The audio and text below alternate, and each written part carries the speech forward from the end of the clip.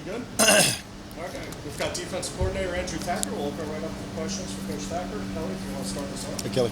Okay. So I'm just curious, kind of, I guess, how do you feel right now? Have an idea yet of the ATL line? Linebackers or the whole defense? Just the whole defense. The whole defense. We've got a really strong idea of what that'll be. We've gone through 2 scrimmages and been able to evaluate those very strongly. So, as a matter of fact, as you guys know, timeline-wise, we're a week and a half to 2 weeks out from Northern Illinois. So this week, we were able to lighten the group in the defensive meeting room, and then we've got some guys that are going to developmental lift. You know, obviously, a lot of that's seniority, so a bunch of young guys that will go and continue to make sure that they get bigger, faster, stronger with Coach Lou and separate those a little bit. So we've got a really good idea of what those are. And then you asked me, am I comfortable, am I confident? And I really am. I mean, it's a very obvious answer relative to the last 3 years, but much more confident in the depth. Thank the Lord. Knock on something. We've been relatively healthy as well. That's always a risk that any program runs. You know, you're obviously, when you're full strength and have your guys available, you feel good about those things. But we've been able to protect our teammates, practice smart, and I feel really good about the quality of depth. Rod? Is there any one of your position groups where you perhaps see more improvement than the others? More improvement. So I'll answer this question this way, Rod. I think we give it this common answer, but I would just say we always say that we look different on the defensive line, body type wise. So that helps to have those ACC caliber players there, and just very complimentary of Coach Knight and Coach Coleman and how they've produced as a unit and gotten on the same page. I'll give you an example of that. We scrimmaged on Saturday. We had the opportunity to have a 2-hour window to meet with our guys on Sunday. So for 1 hour, Marco and Larry met together with a full defensive line, and then for the next hour, they were able to separate. Coach Knight was able to give just defensive tackle teaching. Coach Coleman was able to give just defensive end teaching. So I'm really pleased with just how they're executing, how they're playing fast, and then the roster manager of that position has been pretty special. Yeah, of course, Scott is one of those guys. Yeah. New guy. Is he picked up enough to where he can contribute right away? So he is absolutely in the mix. You're talking about Mikaya Scott. He came to us as a transfer. Just to give you kind of a window, Mikaya's from Gainesville High School. Yes, we are Red Elephants. Jordan Williams, Mikaya Scott, and myself. My stepfather, Bruce Miller, was a longtime head coach at Gainesville, so he's near and dear to my heart. But Mikaya went to South Carolina. He was a summer enrollee going into a COVID year, and then while he had his experience in South Carolina, he got contact traced. I believe the story is 3 different times. So he went to South Carolina, and he just didn't have the opportunity to really be developed. We got him here in January. He had a chance to go through spring ball, and then we never talk about injuries, but we've had a little bit of issues just with availability with him in fall camp, just making sure he gets enough reps. When he's in there, he is as light-footed of a 300-pounder that we have. So he's very light on his feet. He can move incredibly well. We've got to make sure that he's more technical and has heavier hands at the line of scrimmage right there. But he's absolutely in the mix to be in the above-the-line rotation for Coach Knight as a defensive tackle.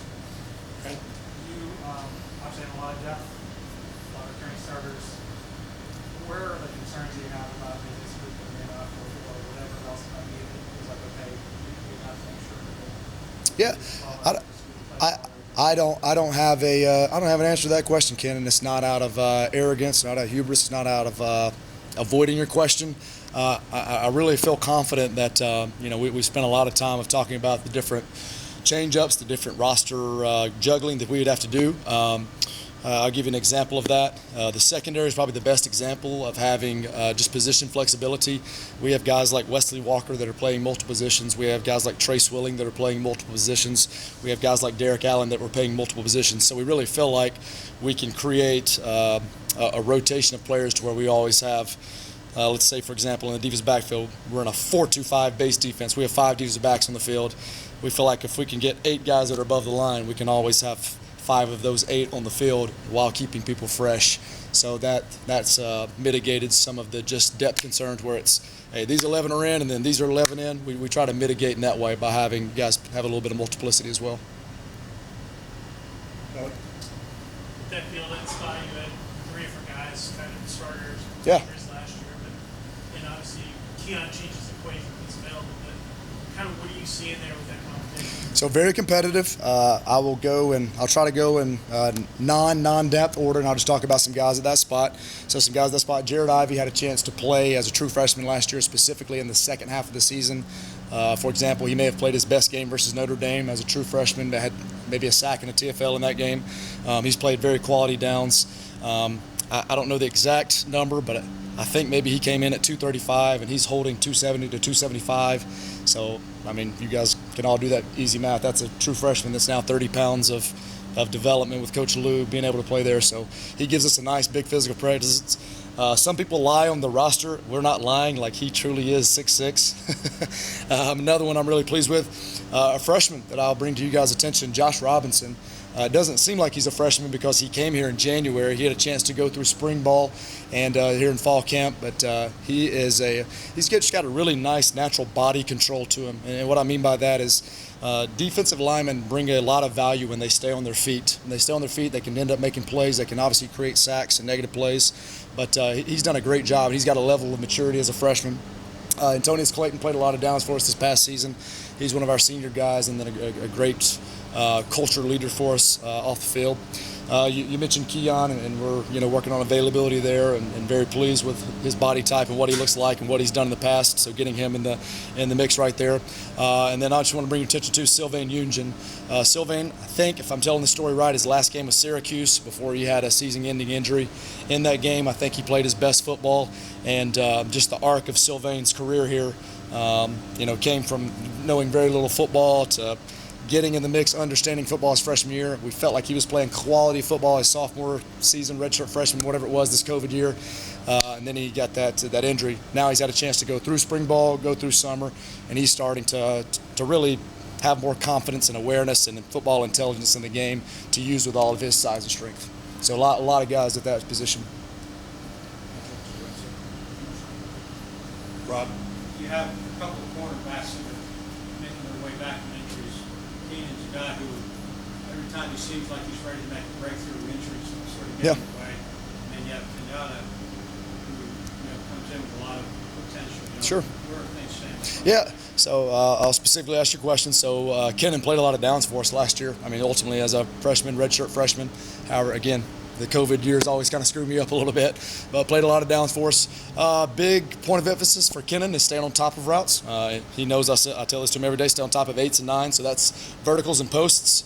Kenan has some of our best reactionary and man tool skills of being able to break and have sudden change and break movements. He needs to stay on top of 8, 9s. He's been able to do that and control the vertical line. So now he's playing better on 50-50 balls. As aggressive of a style as we play for those guys, he's been able to do that and now still be competitive on those short to intermediate routes. So really pleased with him. He's very competitive. You asked the question and you kind of answered the question yourself. I mean, we talk about availability, right? I mean, your number one quality is availability. So he needs to make sure that he's taking care of his body, which he is. And then you talked about Kenyatta, who we got him, and he's worked his way into health as he's continuing to do. He's doing a great job down at the training room. He's got one of those nagging things, so we have had the opportunity to get him out there. He was live in the scrimmage on Saturday. 2 specific plays on Saturday. He had a 50-50 ball, which is a deep ball outside, a fade ball, a 9 ball for the wide receiver. We call those 50-50, either the corner or the wide receiver. It's a moment of truth, and he was 2 for 2 in those situations, so it was good to see him at the end of the day complete those plays. So looking forward to him having more confidence in the defense as he gets more reps and becomes more available, but he certainly gives us more talent, more depth at that spot. Time for 1 or 2 more for Coach. Kat, if you want to start us. What kind of work are you doing for Kennesaw State? Obviously, I didn't know Yeah. So, Ken, you asked that question on a perfect today. LeBron James has Taco Tuesdays. Today for us, we did it the last 2 Tuesdays of fall camp. And we planned this all the way back in February, but today was Triple Option Tuesday. Thank you. I got 1 or 2 laughs. So we're still in fall camp mode. We're kind of teasing them with a little bit of Northern Illinois until we kind of really get into it to the latter part of the week. But again, last Tuesday and this Tuesday, we were able to present some of our base game plan for Kennesaw State. And then obviously I work for Brian Bohannon, know him well. I don't want to insult the integrity of the offense. That's double slot. us defensive guys, we call it triple option because there's a dive, a quarterback, and a pitch phase. So we're able to present, what the offense does to them. Today we were able to do a block destruction circuit. That block destruction circuit is in that game plan. It's very important to use your hands as tools to be able to disengage. They cut blocks, so being able to use that. So we did a block destruction DDF circuit, and then we were also able to get just some base plays out of that double slot formation. And we installed 4 defenses, and we did it not quite full speed, but we did it at a high rate. So now that when we get to Kennesaw State week, we've got some stuff on film of how we would fit things, of how we would present that defense. And it was a strategy that Coach Collins put together all the way back before we even got to fall camp to be able to get ahead. Why do we do that, right? We want to attack each day. We want to be focused on fall camp. Then our next focus after today will be completely on Northern Illinois. But we thought it was the right thing just because they bring such a different complexity of offense, and to make sure that we're prepared when we get to week 2. Patrick, Coach Martin, this might be a little unfair. If you're a defensive coordinator preparing for Georgia Tech's offense, as you did in this room, you said that. Yeah. Who are the guys on that side of the ball that you were most apprehensive? On the offense? Yes. Yeah. So, man, it's great that iron sharpen irons. Coach Pat and the offensive guys are doing a great job. It's hard. It's hard to do that. There's some kid in jersey number 1. I think his name's Jameer or something. He is difficult to tackle in space. He is difficult to cover in space. I'll give you some answers.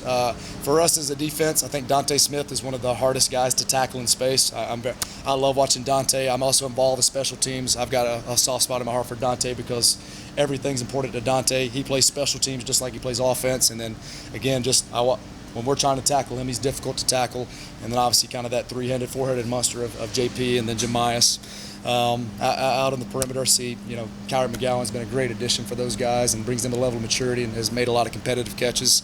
A young guy that's popped up is Malik Rutherford in the slot. He's fast and hard to cover. And then on the outside, I think they got a slew of guys. And then just very pleased with Jeff, Trad, Yates, and just all the quarterback guys. And Brent's did a great job of developing that offensive line. So they're executing, performing at a different rate, and they make us better every single day. So it's been fun to go at each other at camp, but protect each other and try to be the best versions of each of ourselves so we can come together as a team. Awesome. Thank you, Coach. Awesome.